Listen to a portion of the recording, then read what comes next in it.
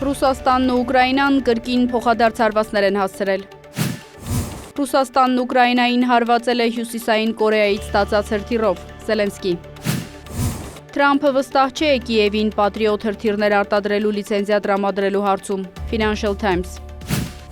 Միացյալ Նահանգների պետքարտուղարությունը դեմ է Թուրքիայի F-35 կործանիչների վաճառքին, Fox News։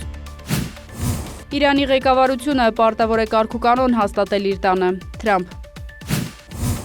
Խաղաղության խորհուրդը համաձայնության է եկել Համասի և Գազայի հատվածում գտնվող այլ զինված խմբավորումների զինաթափման վերաբերյալ, Թրամփ։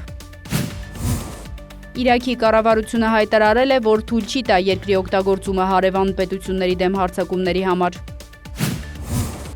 Լիտվայի սահմանապահները Բելարուսից փորված թունել են հայտնաբերել։ Մեկ օրում 60,000 ապօրինի միգրանտ է մուտք գործել իսպանական էքսկլավ։